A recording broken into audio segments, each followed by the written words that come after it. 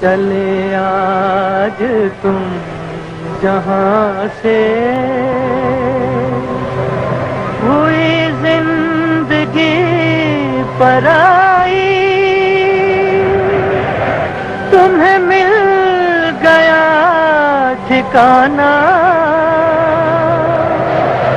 हमें शायद ही कोई ऐसा संगीत प्रेमी होगा जो रफ़ी साहब से ना वाकिफ हो। रफ़ी साहब जिनके जैसा गायक न कभी था, न है और न कभी होगा। एक जादुई आवाज के मालिक मोहम्मद रफ़ी साहब, जिनका जन्म 24 दिसंबर सन 1924 को अमृतसर पंजाब के कोटला सुल्तान सिंह नामक गांव में हुआ। ऐसा कहा जाता है कि इनके जन्म के वक्त ही गांव के मौलाना ने कहा था कि ये बालक आगे चल के मौसीकी की दुनिया में अपने खानदान का नाम सारे संसार में। का शौक रफ़ी साहब को बचपन से ही था। रफ़ी साहब खुद बताते थे कि इनके घर के पास एक फकीर रोजाना आता, वह गा गा कर कुछ मांगा करता था। रफ़ी साहब को उसकी आवाज़ इतनी अच्छी लगती कि वो उसके पीछे पीछे जाते और साथ साथ में गाते रहते। उस फकीर के जाने के बाद भी रफ़ी साहब उस गीत को गाते रहते, गुनगुनाते रहते। बस्ती पर्वत पर्वत गाता जाए बंजारा, लेकर दिल का एक तारा। रफ़ी साहब का ये शौक धीरे धीरे बढ़ता रहा और उनके बड़े भाई से भी यह चीज छुपी नहीं रही सही। लिहाजा इनके बड़े भाई साहब ने इनको बाकायदा तालीम के लिए उस्ताद वहीद खान साहब के पास भेजा।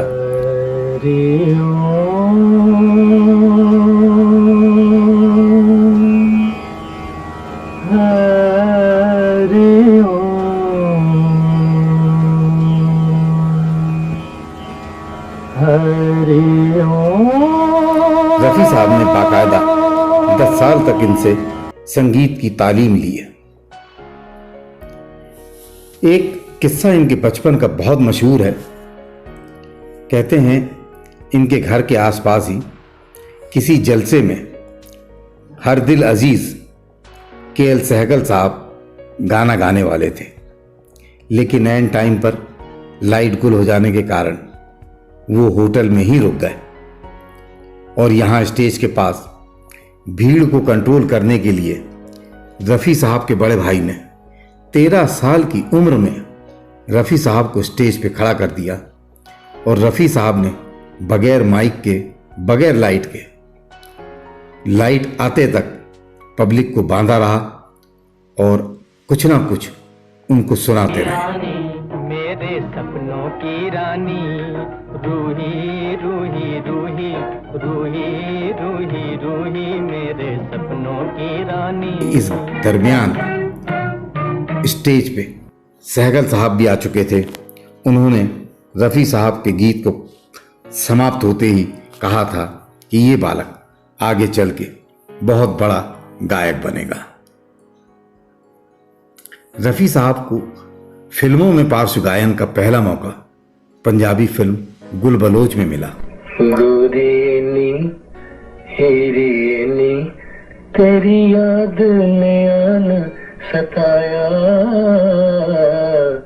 तेरी याद ने आन सताया।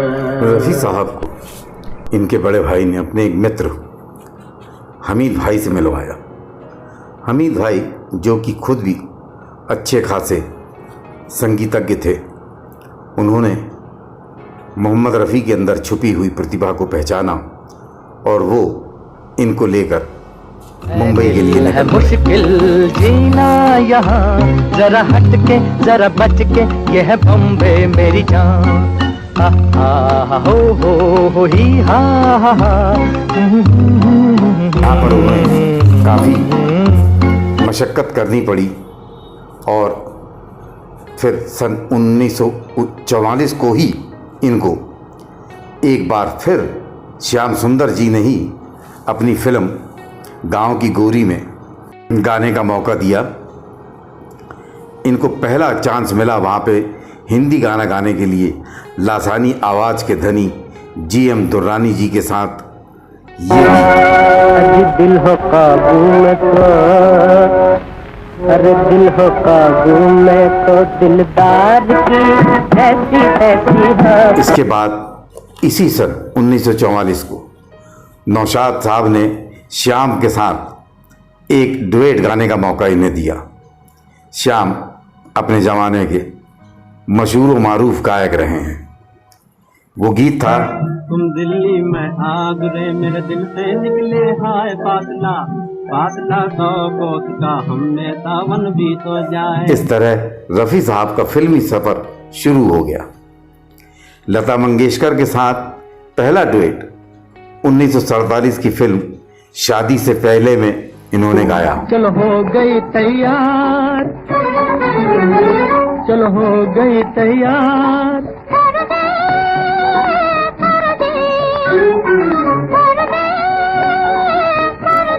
रफ़ी साहब को धीरे धीरे फिल्मों में गाने के मौके मिलते रहे, लेकिन अभी भी मंजिल दूर थी। 1947 की फिल्म जुगनू में नूरजहां के साथ गाए गीत यहाँ बदला वफा का बेवफाई के सिवा क्या है। फिर दिलीप कुमार ने पीछे मुड़ के नहीं देखा। ये एक सदाबहार गीत था जो रफ़ी साहब की एक अलग पहचान बनाने में कामयाब रहा। इसके बाद 1948 में आई दिलीप कुमार की ही एक फिल्म मेला में इनका गाया गीत, ये ज़िंदगी के मेले दुनिया में कम ना होंगे, अफसोस हम ना होंगे, लोगों की जुबान पे ये गीत चढ़ गया था। ये जिंदगी के मेले, ये जिंदगी के मेले दुनिया में कम न होंगे, अफसोस हम न होंगे। ये जिंदगी के मेले, ये जिंदगी के मेले। 1949 में नौशाद साहब ने ही रफ़ी साहब से एक अजर अमर गीत गवाया फिल्म दुलारी से। सुहानी रात ढल चुकी, ना जाने तुम कब आओगे।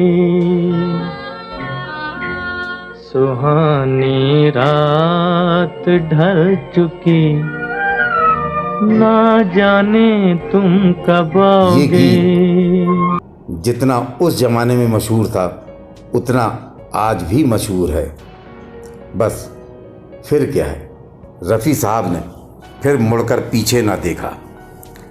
वो वक्त भी आया जब रफ़ी साहब, दिलीप कुमार, देवानंद, शम्मी कपूर इनकी आवाज़ बन गए। रफ़ी साहब न सिर्फ एक अच्छे गायक थे बल्कि एक नेक दिल, दरिया दिल इंसान भी थे। सन 1953 को एक छोटे संगीतकार इनके पास जाते हैं, निसार बज़मी, अपने संगीत में एक गाना इनसे गवाने के लिए। रफ़ी साहब जानते थे निर्माता की माली हालत ठीक नहीं है, लेकिन उन्होंने शगुन का सिर्फ 1 रुपया लेकर वो गीत गा दिया। मोहब्बत और वफा की किस कदर तौहीन की तूने,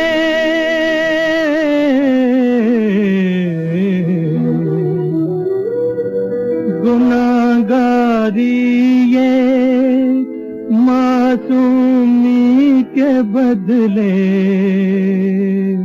मोल ली तूने।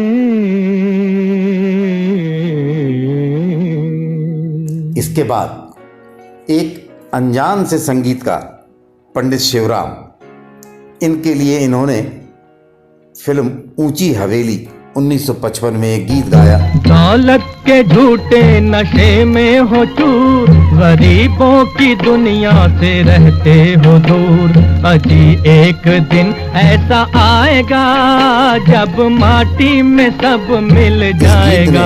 ने उस जमाने में बिना का गीत माला में तहलका मचा दिया और एक अनजान संगीतकार पहचान का मोहताज ना रहा।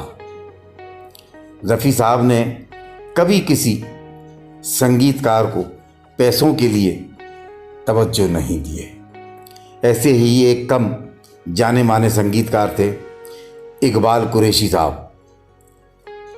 इनके लिए 1960 में फिल्म बिंदिया में एक गीत गाया जो रफ़ी साहब की दर्द भरी आवाज़ के कारण अमर हो गया।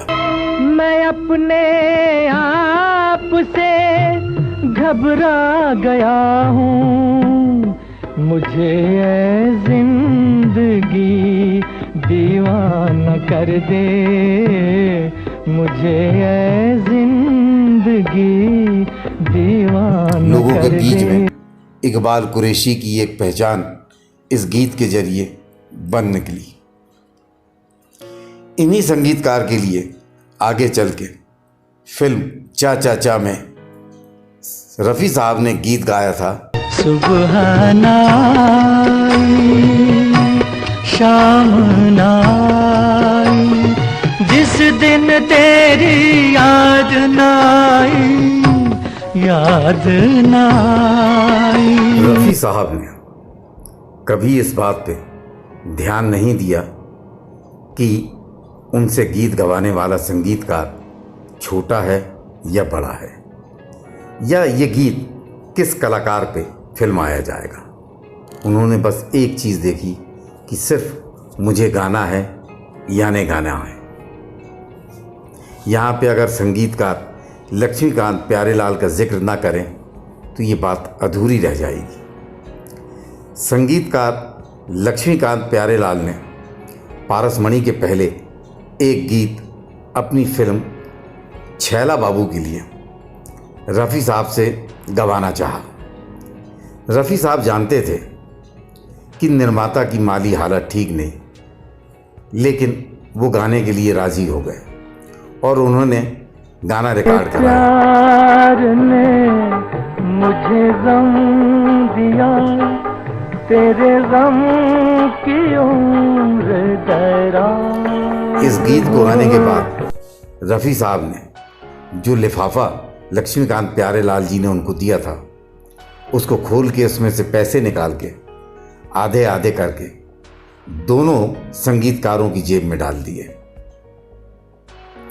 इन दोनों ही व्यक्तियों ने ता जिंदगी उसको रफ़ी साहब का आशीर्वाद समझकर संजोए रखे।